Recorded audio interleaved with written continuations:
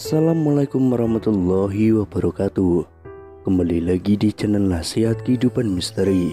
Pada video kali ini saya akan membahas tentang 2024 sosok Satrio Piningit datang. Dalam khasanah budaya Jawa, sosok Satrio Piningit dipercaya sebagai figur yang mempunyai kesaktian dan wibawa bak seorang raja.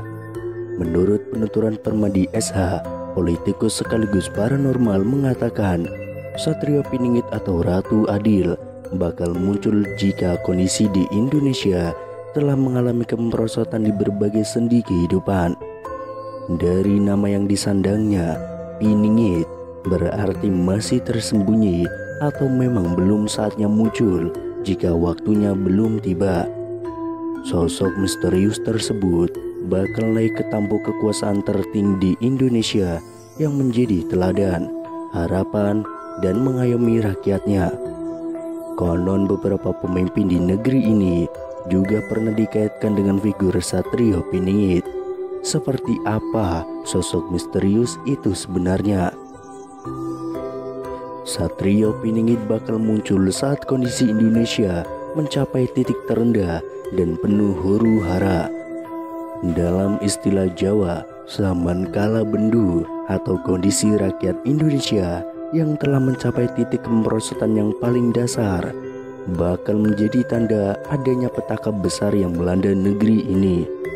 Menurut Permadi SH, Satrio Piningit yang dinanti-nantikan masyarakat akan muncul ke permukaan. Bisa dibilang kemerosotan moral, kehancuran budi pekerti, dan hawa nafsu yang merajalela pada saat itu menjadi waktu yang tepat bagi sosok misterius tersebut untuk keluar. Sosok bijaksana yang bakal membawa Indonesia keluar dari zaman kegelapan. Sosok misterius yang bakal pimpin Indonesia keluar dari kehancuran. Saat kemunculannya, Satrio Piningit atau Ratu Adil ini nantinya dipercaya membawa 3 karakter yang melambangkan kebajikan. Pertama, Satria Bayangkara, yaitu sosok pemimpin yang bersikap adil, berjiwa pemaaf terhadap lawan-lawan politiknya, dan juga mengayomi. Yang kedua, Satria Pinadita adalah tokoh pemimpin yang religius, jujur, adil, tegas, dan mengemban amanah kemaslahatan umat. Ketiga, Satria Raja adalah sosok negarawan yang mengabdi demi rakyat, bukan abdi negara untuk kekuasaan yang korup. Kehadirannya telah diramalkan oleh Prabu Jayabaya. Prabu Jayabaya telah meramalkan sosok Satrio Piningit. Jauh sebelum Satrio Piningit banyak dibicarakan di era modern ini, Prabu Jayabaya dalam tulisan bukunya Jangka Jayabaya telah meramalkan sosoknya. Ciri itu disebutkan adanya sosok dewa yang tampil berbadan manusia, berparas seperti Batara Kresna, berwatak seperti Baladewa, dan bersenjata Trisula Weda. Kemudian berwujud sebagai manusia biasa, dirinya juga dikenal sebagai figur yang sakti mandraguna tanpa aji-aji. Tokoh besar di Indonesia yang kerap dikaitkan dengan figur Satrio Piningit, menurut budayawan Jawa, Aziz Hidayatullah, ada 7 figur Satrio Piningit yang sempat dikaitkan maknanya dengan pemimpin bangsa ini. Mereka adalah Satrio Kinunjoro Murwo Kuncoro atau Soekarno RI 1, Satrio Mukti Wibowo Kesandung Kesampar atau Soeharto RI 2, Satrio Cinumpus Semula Atur atau B.J. Habibie RI 3, Satrio Lelono Topong Rame atau Gus Dur RI 4, Satrio Piningit Hamungtuwu atau Megawati RI 5, Satrio Boyong Pambukaning Gapuro atau SBY RI 6, dan Satrio Pinandito Sinisian Wahyu atau Jokowi RI 7. Untuk yang terakhir, masih banyak penafsiran dari berbagai kalangan tentang sosok Jokowi sebagai Satrio Piningit. Keberadaannya kerap menjadi bahan politik, namun sayangnya tensi politik yang cenderung memanas dari hari ke hari seakan berputar liar mencatut makna dari Satrio Piningit itu sendiri. Yang jelas keberadaan Ratu Adil masih menjadi misteri hingga waktu yang telah ditentukan tiba. Sosok yang bakal menjadi Satrio Piningit di negeri ini semuanya masih abu-abu alias samar. Meski hanya sebatas dikatakan sebagai mitos dan ramalan, figurnya dipercaya bakal melekat pada salah satu tokoh besar di tanah air ini. Lalu siapakah dirinya? Selain itu, Sabdo Palon juga datang bersama Satrio Piningit, pemimpin dari zaman Edan.